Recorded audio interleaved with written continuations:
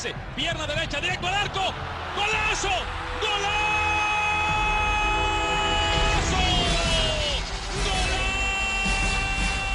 The world of football with a soccer perspective. This is Soccer Today with Duane, Rollins and Kevin Laramee, live on the Sports Podcasting Network. And good day, good night. Welcome to Soccer Today for Tuesday, January 30th, 2018. MLS in Miami is for real, 4 years in the making. And yesterday in Miami, there was a press conference with Don Garber, David Beckham, and the who's who of businesses of Miami to talk about this today. Joining us live from Miami traffic, Kartik Krishnaiyer of World Soccer Talk. Kartik, how was the traffic this morning? It's now moving. I mean, it's funny. Yesterday morning in downtown Miami was the best traffic day I could remember.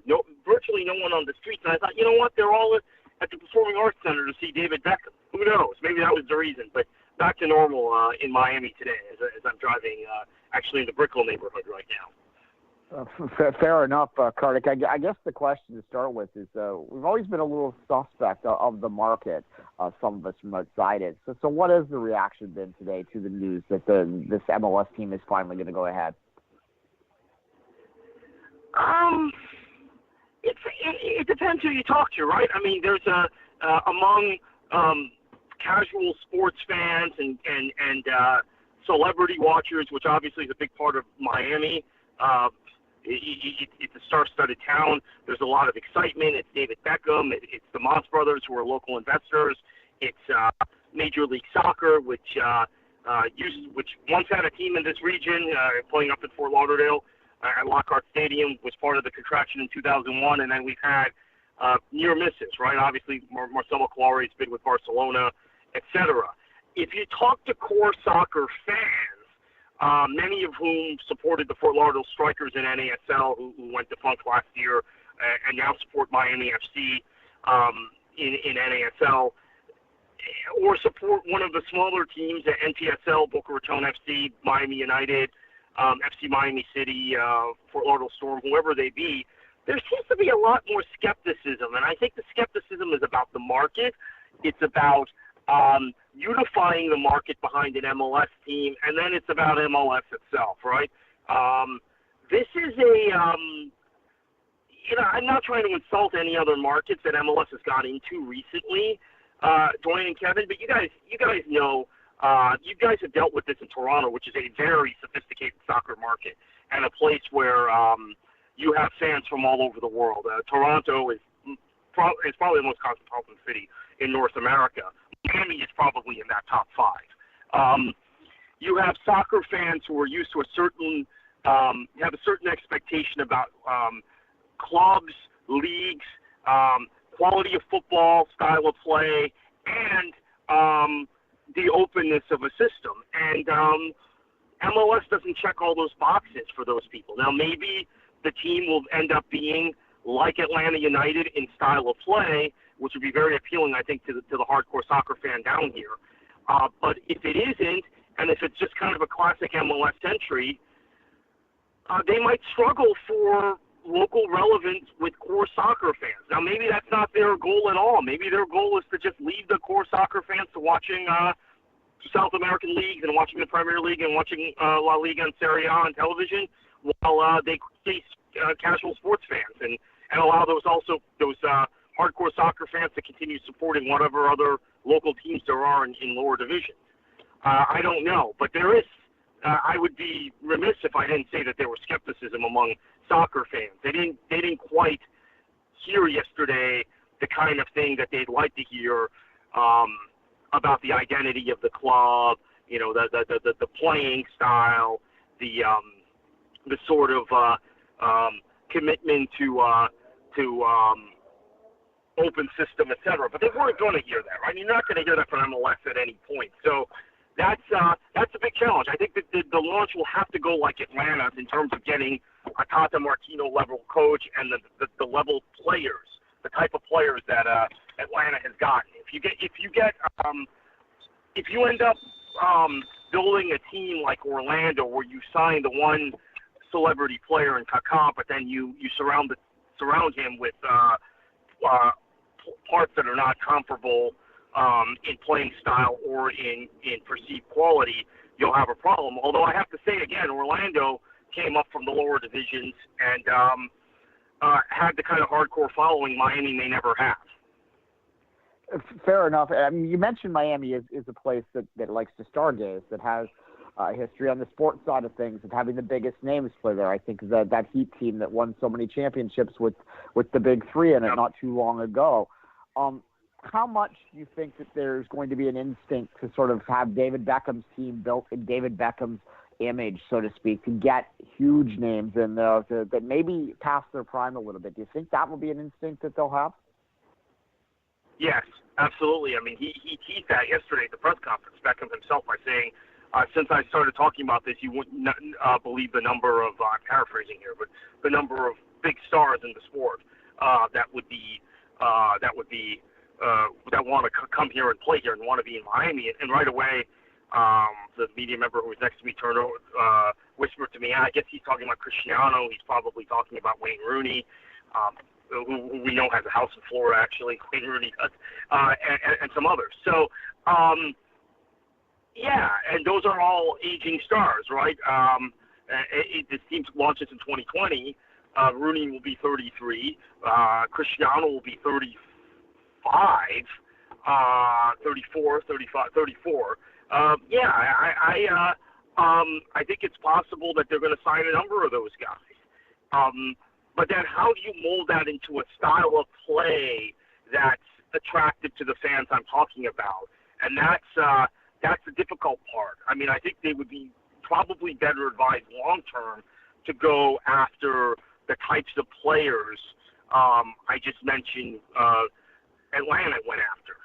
And go out and get your Joseph Martinez's and your Almirons and your Assads and those sorts of players that allow you to create a style that will attract the type of fans who are sophisticated in their football watching, which I think is something that you guys up north of the border in Toronto really understand, probably more so than most fans in MLS.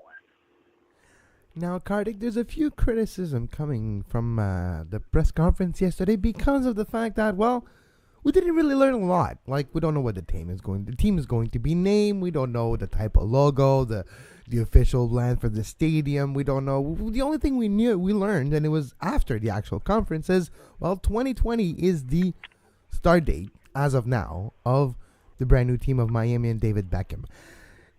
Were you expecting to learn more about the next few months of Miami? Yes, absolutely. I was disappointed by that, actually. Maybe it was my expectations because there have been so many false starts, and maybe it was also my expectation because being in the soccer community in South Florida, I'd known for about a month or a month and a half that the Moss brothers were going to get involved with this team, and that's a big deal locally.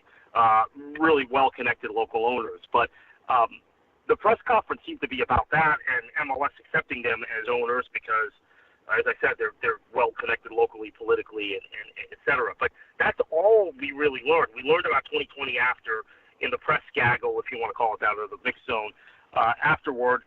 That's but again, starting in 2020 without a stadium, that's important to note. And my understanding is they may even not have a permanent temporary venue in 2020. They might rotate from one stadium to another based on availability and testing the market, et cetera. So, I didn't learn what I wanted to learn, quite honestly. Now, again, maybe it was my expectations because we've been up and down this road before and thought maybe this was going to be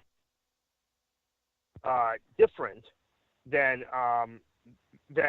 it had been in the past in terms of type of announcement. But it felt, guys, I hesitate to say this, but it felt a little bit like the 2014 announcement because at the time the expectation was the 2014 announcement that Beckham was seeking a team meant he would quickly find an investor and the team would start playing in 16 or 17 to kind of complement the fact that Orlando City, which is would be the local rival, was moving up from USL to MLS in 2015. But It didn't happen that way. This press conference kind of felt like that, other than the reality that they have accepted Miami as a member team. You're right. Which is obviously, it was. Oh, sorry, go ahead. I was going to say, it really felt like 2014, just with a lot more pomp and circumstances. It felt like 2014, but with a lot more resources dedicated to this press conference to kind of convey the importance. Yeah, that's correct. So it was a And we just lost Kartik. I think he just hit the wrong number. We'll get Kartik on the line in a second. It happens when you're on your phone. Kartik, you back? We'll get him back in a second. Duane is still there. But it is fascinating to me how, like, it did feel like 2014 all over again. Yeah, and look, that 2014 press conference has been quite rightly made quite a bit of fun of over the years. Because it really was. Leave a message. At the live radio. Yeah, so it was made fun of because there was nothing there. There was no there, right, in 2014. It was like, we're making an announcement that we're going to make an announcement one day. And it turned out that announcement was 4 years later. And look, what he just said about this team, I don't know whether, like, the tail is wagging the dog here. And Miami doesn't necessarily want an MLS team so much as MLS wants in Miami, right? And they're making fetch happen. They're doing everything they can to get a team in there. And like as Kartik said, I'm just not sure this is a market that is clamoring for it. And it's got to really rub those markets that are clamoring for it the wrong way. I think of your Cincinnatis and your Sacramentos who just got bypassed in terms of the announcement here.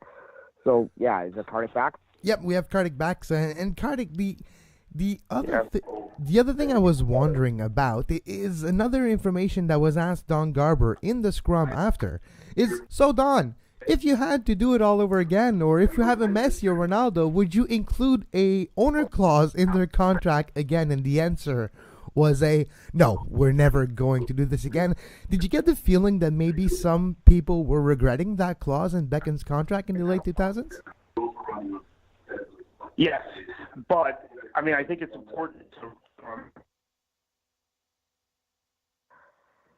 was in a very, very, very different place in 2007, where I think they almost had to get teams. They had to seek owners, and in Beckham, they had a guy they wanted to attract to the league that was very important. I think 2007 was a pivotal year for Major League Soccer because of the combination of Beckham joining the league and obviously the Toronto FC inaugural season, which I think really changed the fan culture in MLS, right?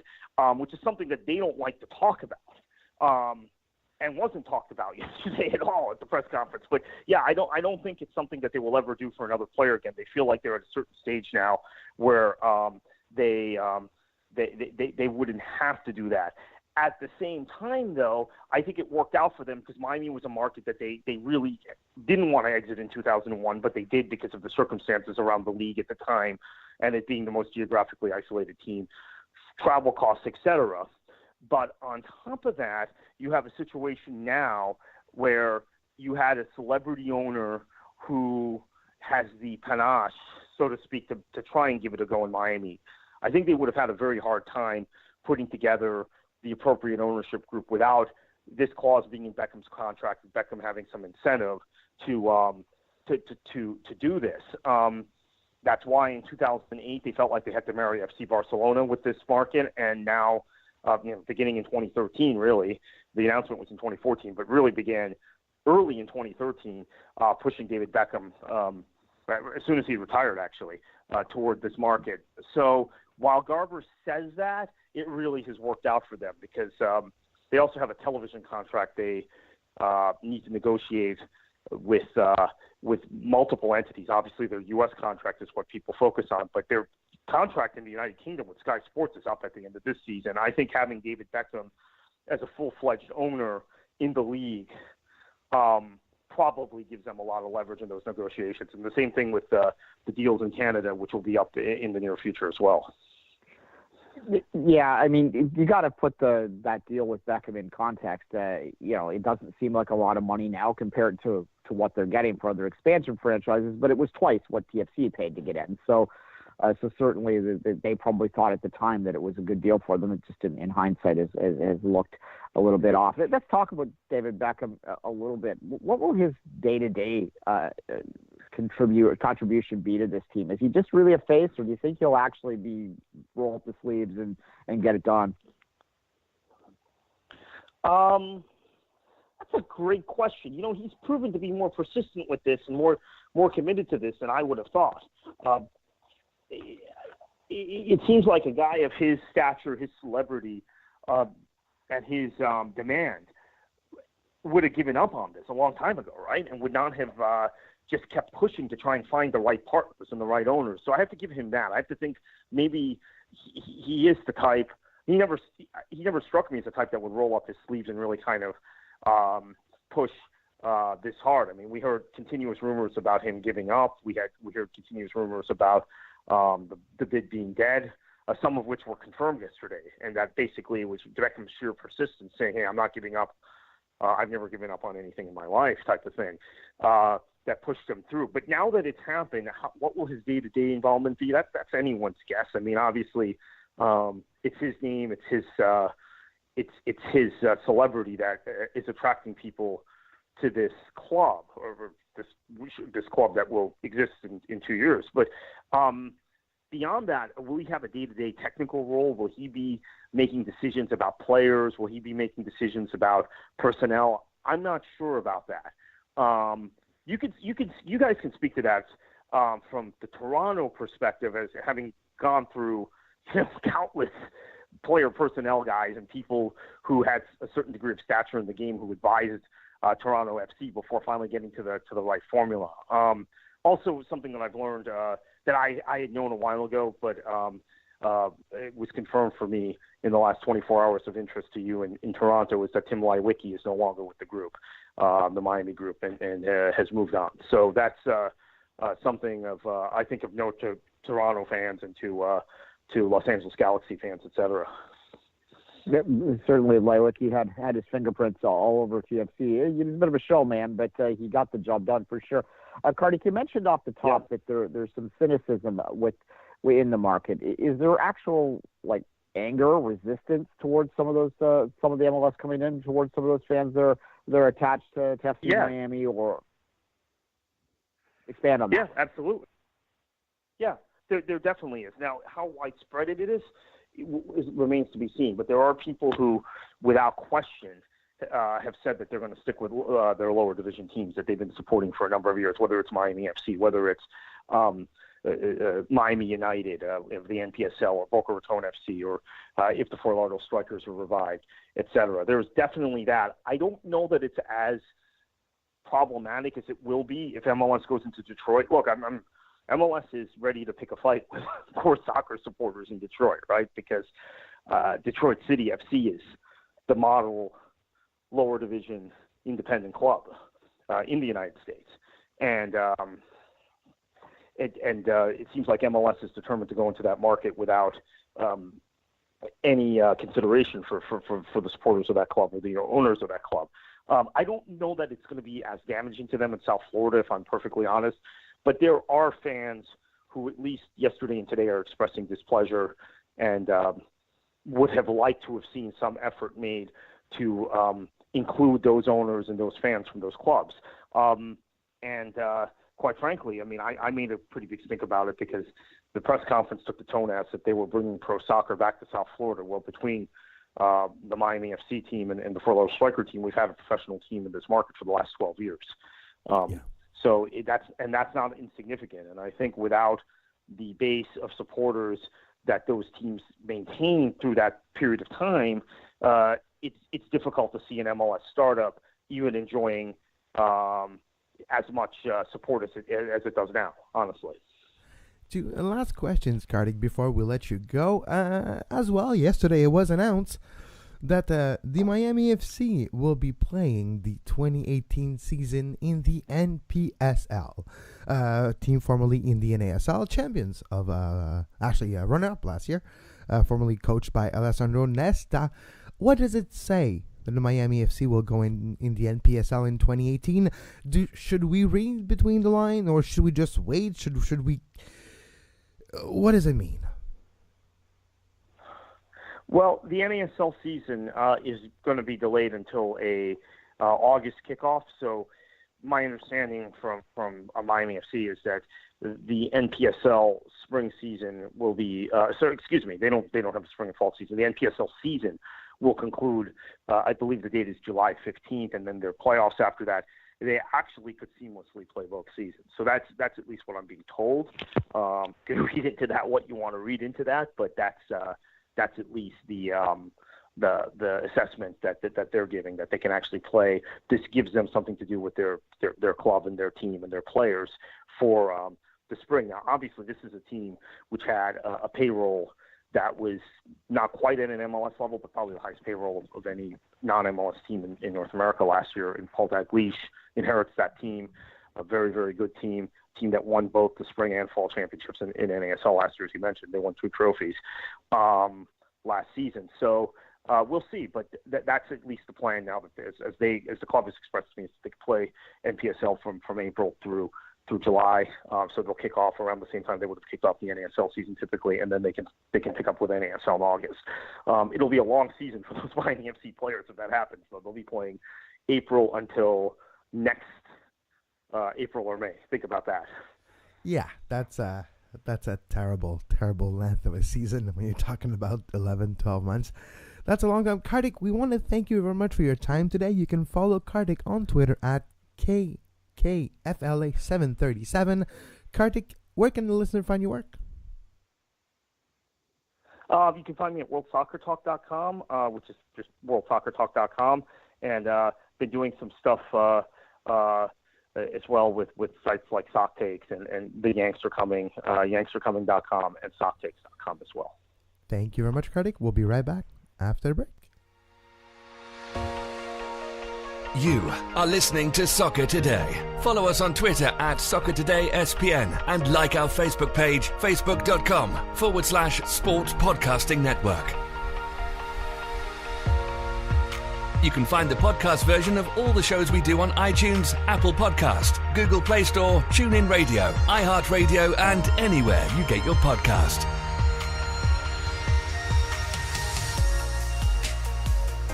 And we're back on Soccer Today. Duane Rollins on the line with myself, Kevin Laramee. David Beckham will be an owner in Major League Soccer before long. And Duane, Kartik was talking about how he was surprised by the perseverance of a David Beckham. Well, I am, and I'm not as well. Why? Because if I was given a $25 million gift card that I can use to buy a $200 million gift with, well, I would be perseverant too. Say what you want about David Beckham, he does sort of have the ability to maximize his brand and to profit off of it. He has done a lot with that. I don't want to say David Beckham was not talented, because he was a talented soccer player. He just wasn't the world's best soccer player at any point, but yet he's been paid like it. So, you can make fun of him if you want. A lot of people do, and a lot of people think he's kind of surface, but I think he's a little smarter than he gets credit for. This is just another example of him having a good business sense to take most advantage of a decent right foot and a pretty face. So there you go. I think he's very smart, and I think he's a lot smarter than we think he is. And I think he's playing that reputation too. Why not? Just talk about me as a pretty face. Just talk about me as a pretty face while I cash my checks and start my business behind your back. And that's kind of a bit of a David Beckham. And yeah, pandering, I only had one city in my mind. Yeah, you didn't choose Miami, dude. They told you, yeah, why not Miami? Okay, Miami's fine, got beaches. But it's all about presentation. It's all about what you get on that day. And pomp and circumstances might be the best way to describe yesterday. Yeah, he is the perfect fit for Miami, though. Look, as I just said, there is more there to David Beckham than we give him credit for. But at the same time, he is sort of the epitome of a certain type of image and personality that sort of fits that market very well. And you can't, where he's going to go where? To He could have went to LA, but he probably has some loyalty to the Galaxy, I would think. So he didn't want to go in for LAFC. He's not going to save the crew. Like, he's not going to start a new team in Columbus. Imagine Beckham in Columbus. What is he going to do there? No. Miami? It's fitting. Yeah, he's the only other market that you might be able to, that he might fit would be New York, but he's not really an East Coast kind of guy. No, Miami's on the East Coast. It's kind of different. It's cold. It's South Beach, right? So it's cold in New York. Yeah, exactly. You take the kid out of London and you do. So he's going to go to Miami and he's going to be glamour. I do wonder what his day-to-day is going to be, and I do fear the things that I asked Cardiff there in terms of their idea. I think that I have a suspicion that they're going to go with the big names, and you add a couple years. Ronaldo's obviously a brilliant player, and if they could get him over there, it would be a coup. And I think even in 2 years' time, he'd still be a very good player that would do a lot for the league. Now, who was one of the first to congratulate David Beckham yesterday on Instagram of all places? Neymar. Oh, that's where everything happens on Instagram nowadays. Neymar was one of the first one to say, "Good luck, brother." So could Neymar be in maybe not 2020, that's a bit too soon. Maybe 2022, 2024. Neymar, Miami, South Beach, for real, y'all. I think Neymar probably has some more aspirations to stay in Europe a little bit longer than that, for sure. But yeah, look, I don't think they're going to go the Atlanta route, because the Atlanta route is a little more savvy in terms of the players they're getting in. Atlanta is a good market, but it doesn't have the same sex appeal as Miami, so they can't really go out and get those big names. So they've gone about it the smart way, and they've gone to get value names, right? Like they're doing it a smart way. And as much as we kind of are getting sick of the, Atlanta invented Seattle, which invented Toronto, which invented, right? That's the joke. But Atlanta's doing a lot of things right. Like a lot of things right. And that brings me to my next point I wanted to talk to you, Duane. Yesterday, Atlanta waived Jordan Peterson. Just waive a player. It's like nothing bad. We've seen every club in Major League Soccer waived a few players this year so far. But the thing I really liked is their social media post saying, "Thank you, Jordan. Thank you for your time. Atlanta United is waiving this player, but we still took time to make a graphic with a thank you with a link to his personal account, and so the fans can say thank you to him." And it got me thinking, it's a classy way to waive a player. Atlanta's doing a lot of things right by the fans and the supporters. I was impressed. Yeah, well, no, for sure. You got to treat players right. And I used to rally on that all the time back in TFC's battle days when they would kind of do things the wrong way. And that stuff adds up. And I've been talking to Orlando fans about that too. They don't necessarily do things the right way right now, from what I have heard. And even the handling of the Laramee situation, I don't think was very well done on either side of that one. But for sure, it hurts your reputation. You got to do those classy little things like that, because things get, players talk, right? And if you're not treating your players particularly well, and Jacob Peterson is a guy that had a decent career and maybe is at the end now, but certainly a guy that is an MLS lifer, like we talk about all the times, and he certainly deserves, although he didn't leave Toronto very well, but no one did back then.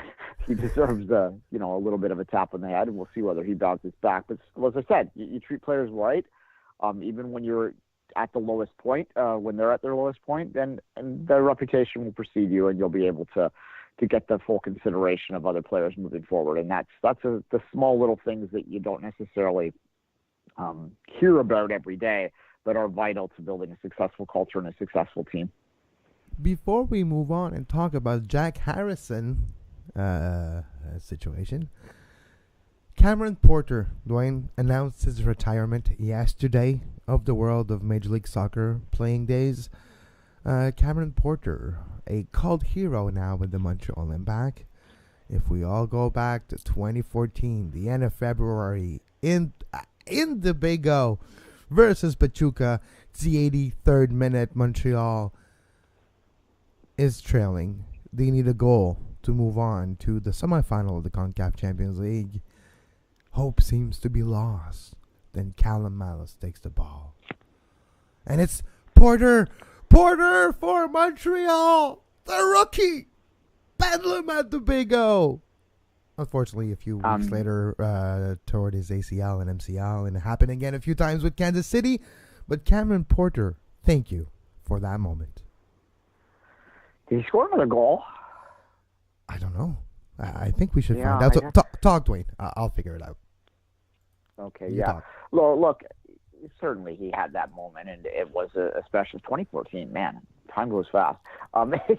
It 2015, was, very late winter 2015 was the moment. there you go. Yeah, so it's still only 3 years ago, but yes, it was an exciting time in Montreal. I will always remember being there at that final. He helped set that up, obviously, with his big goal in the quarterfinals. And say what you want. Maybe he didn't. The injury was horrific. I remember watching it live too, and you had to feel for the kid at that point because he was, he went from the ultimate high to the ultimate low very quickly. It's his only never goal. Really recovered from that. It's his only goal in his professional career. He hasn't scored in Kansas City or when he was on loan with a Swope Park. And his only goal was a semifinal clinching series winning goal against a Mexican club. Well, some of us decide to do stuff not too often, but we don't succeed at them. Cameron Porter scored only once, but he made that one count. And look, my memory of that goal was that he put it away very nicely. That he megged the had keeper. A lot of composure. He megged the Mexican keeper while on a breakaway on a bad turf while no one expected in front of 60,000 people. That was maybe one of the craziest moments of my journalist career. Like, I had fans jump on me. I was just on the sideline on that game. I had fans jump on me. People throw me stuff. It was crazy scenes, and wow, yeah, it was quite a goal. There's nothing like a late winner. It's when it's especially out of the blue. We've been fortunate here in Toronto to have a few of those in recent years. A couple against Montreal, as Montreal fans well know. And there's just bedlam when they happen, and that was Montreal's moment, and it was pure bedlam, and it was one of those rare occasions where an MLS team beat a Mexican team, and it hasn't happened enough, and it needs to happen more if MLS is going to take that next step. But that was one that happened, and it was a young kid that got it done, and as we said, it's a highlight of his career. But as highlights go, it's not a bad one, and no. Obviously the injury has probably caught up to him, and that's why he's decided at this point to it's at 1%, right? Like, you lose 1% of your speed at a pro level, and that could be it for you. And it's how fine a line the dream is. It's not even physical, especially with knees. And if you're a player that plays as a striker or as a winger, it does play into your confidence aspect. It does give you an hesitation to your game where if you talk to a few players, and like the few players that are now journalists that talk on the Premier League TV or anywhere you listen to them, like, yeah, when you come back from an injury and then the gaffer asks you, okay, you cross now, we do a crossing exercise, you got to do 17 cross in a row, and you destroyed your MCL by doing a cross, yeah, you're going to have a lot of worry. You're not going to have a lot of confidence, and you're going to have some hesitation before you cross that ball. And use this, and if it happened a few times during a few years, it's a lot to get back to that level. It's a lot to have trust in your own body so it doesn't give away. And if you have opportunities like Cameron Porter does, he's a Princeton Tiger alumni. He's one of the smartest players I've had the chance to talk to. And he was working on the development side, on the back end side of MLSsoccer.com, doing some technical development. He's in a very tech savvy. He's one of the most tech savvy athletes in North America. He was in the top 20 that came out earlier this year by Sports Illustrated. So you do have an amazing career and future in front of him. That soccer was not the be all end all. It was a means to an end. It got him a great education. It got him a great moment. Got him a beginning of a pro career and a career itself. Few years, and now he's got great opportunities with X&Z Studios in front of him, and he's going to have an opportunity to become a great contributing aspect of our society. And that's positive, and it's sports, and sports brought him here. So he's one of the reasons why sometimes I bash on the NCAA. But Duane, this is what the NCAA can do. Who knows? Maybe when Cameron Porter started playing soccer in college, maybe being pro wasn't his goal, or maybe being in the job that he has now wasn't his goal, but because of both hard work and soccer and the scholarship and whatever he got from that NCAA with Princeton time, well, he's well equipped for society and life today. And if my kid will have that one day, geez, sports will have done its job. Yeah, from Princeton's not a bad gig if you can get it, for sure. No, look, college soccer has its role for 100%. I just don't know if it's the best development pathway, but for sure, for a guy like that. It's not the role for everyone, but it's a role. Precisely. Yeah, no, good for him. That he had that. I mean, I wish I had a goal, even if it was for the impact of the big O. I wish I did, so that would be great. But alas, my career ended a little earlier than that. Jack Harrison sold to City, then loaned out to where? Middlesbrough, $4 million. Borough. So this is a very, very bargain. One of the first actual instance of a player movement from New York City FC to Manchester City to Borough. Interesting way that it happens. And we all kind of knew that it was coming, even though Jack Harrison was mentioning lately, no, I'm a New York City FC player. Yeah. We know you're out. We all figured he was on his way out. Yeah, no. Look, there's been rumors for about a year now that Jack Harrison was developing interest in Europe. There was a move to Stoke that kind of fell through. It was £4 million, by the way. I said dollars a minute ago, so about $10 million, $10 million Canadian dollars. There's a small difference. Yeah, look, it's some people might question this from the financial fair play by whether it's full market value and all those sort of questions that way when it comes to City dealing with City, and that is something for those above our pay grade to figure out. But certainly this is an example of City using the City Football Group to its advantage, and I don't know why that's a problem unless you really want it to be. But nonetheless, he's going to be loaned straight to Middlesbrough. He's not going to be getting anywhere near Manchester City's first team anytime soon, and he's still a young player, so to have that opportunity to be in that system, and he potentially could be loaned back. You never even know. He could be loaned back to New York. We'll see. But that would be the worst thing ever, because then it'll create like a precedent, and then people will be like, well, of course, yeah, you don't want to have this guy's salary on a salary cap or whatever. I don't know how it works, or to escape financial fair play. It's literally just like playing with your money in your bank account. You're just switching the money from bank account to bank account just to make sure that things don't bounce, right? It's the same money just being moved around. It's kind of the feeling that I get. It's, okay, if you loan him back to New York City, that's kind of like what it is. You're just making sure you don't go into the overdraft in your bank accounts. Yeah, no, it's an interesting sort of situation from MLS. Like, I don't care one iota. I know others do that are a little more caught up in that, but from an MLS perspective, which is more of our focus here, obviously I have the City thing on me, but as I said, this is an opportunity for the kid to go somewhere and see what he does. And Middlesbrough's a decent club. Like, that's a good loan for him, and he's going to get a chance to play in the Premier League and prove him stuff. And if he does well, then I'm sure City will take a long look at him in the future. But from an MLS perspective, I guess what you have to ask yourself is whether or not they're getting fair value for him. And I think £4 million is probably realistically what a guy that doesn't really have much of a history beyond MLS is going to get. The fact of the matter is, I think it's a lot, to be quite honest. Baloo was about 1.8. That's reported 2.2, depending on who you're looking at. Same for a mix. But when you look at Jack Harrison, $4 million. We don't see young players being transferred out of Major League Soccer for over 1.5 or 2 million every day, never mind 4. That's a lot, actually, in MLS terms. Yeah, which I guess then would be the other question is whether it's too much. If you're an MLS fan, you might think that New York's helping out, because £4 million to Manchester City is, pocket change, right? So whether they add a few zeros to that to help the parent club out, who knows? I mean, whatever. Okay, yeah, but 30% of that is owned by MLS anyways, and the other 10% goes to the player. So you still have, and as I said, 40%, 50, 60, whatever. If they are doing that, to me, hats off. Good for them. Take every advantage you can get. You have to. It's a parity league, so if you can distinguish yourself somehow, then hey, hats off. As I said, a loophole is a loophole. A loophole works until somebody plugs it, and if you're the first one to figure it out, you're the first one to reap benefits from it. Why not? Exactly.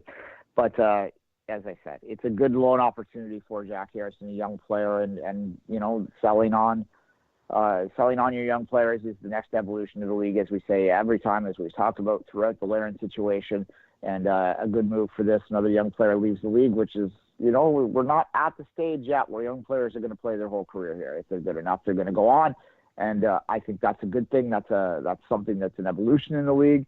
And hopefully we see more of it. And maybe in 15, 20 years, these guys might decide to stay at that point when the salary situation is such that they can afford to do that. But until that time, I think we enjoy the young players when we have them, and maybe we welcome them back one day, 5, 6, 7 years down the line when they decide to end it back here. And I think that's a positive thing all around. And good luck to young Jack Harrison, and hopefully maybe we'll see him in the sky blue again one day for the big club in Manchester. Speaking of young, Mix Discarud signed a 4.5-year contract with Manchester City yesterday, but was it? It was actually announced by Umbro and Manchester City, by that entity in itself. Umbro technically is still the shirt sponsor for Manchester City, technically, but not having the enough money to be able to honor that contract 2 years ago. Nike, the parent company of Umbro, decided to tell, you know what, we'll back you up. We'll give you the money, but we're going to put our logo on the shirts now, and we're going to make them. But Umbro is the one that is actually under contract with Mix Discarud for 4.5 years. Mix is representing Umbro. He does play with Umbro boots, cleats. So there's that aspect to it. Will he ever play with Manchester City? I don't know. Well, I was going to be nice. I was just going to say, I don't know, maybe. But you had to. No, you had to. Fine, okay, he won't play for City.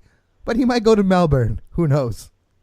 Well, yeah, he's not even good enough to play for New York City at this point in his career. I don't know, but maybe he's good enough for that. Look, it was a bizarre move that was getting made fun of, and even snarkily, people were angry about it. I don't know why you're going to angry about someone that's getting things taken care of for himself, and this is an opportunity for him to probably go on loan somewhere and never see the books at all. I don't know what the motivation is from Manchester, other than maybe to just, as I said, I don't think they're paying it. I think Umbro is, and they're just letting themselves be attached to it, and then we'll just loan them straight out. So it's really no skin off their back, I doubt. But certainly a bizarre move, and one that had at least had some people laughing about it yesterday. And I guess laughter is important sometimes. So good for you, Mix, and good luck in Melbourne or Sweden or wherever you end up.